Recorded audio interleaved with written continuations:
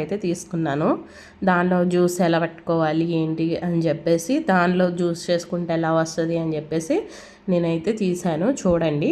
అయితే ఇది ఎంత పడింది ఏంటి అని చెప్పేసి వేరే వీడియోలో అయితే నేను పోస్ట్ చేస్తాను. దాన్ని క్లియర్గా చూపించి ఏది ఎలా ఫిట్ చేసుకోవాలి ఏంటి అని చెప్పి మొత్తం మీకు వేరే వీడియోలో చూపిస్తానండి. అప్పటి వరకు అంటే దీనిలో జ్యూస్ చేసుకుంటున్నాను కదా, చూపిద్దాం అన్నట్లుగా చూపించాను. ముందే వర్కింగ్ చూపించేస్తున్నాను.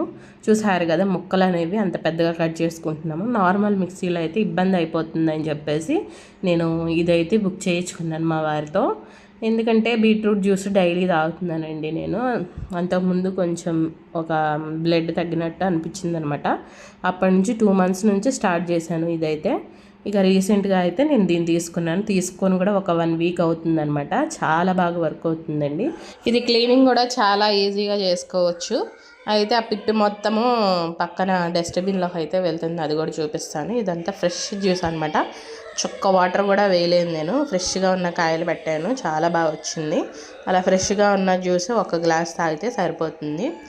మీరు ఎవరైనా కొనుక్కోవాలని ఇంట్రెస్ట్ ఉంటే కొనుక్కోండి, బాగా వర్క్ అవుతుంది అనమాట. దీనిలో చిన్నవి కూడా వస్తాయి. ఇదే చిన్న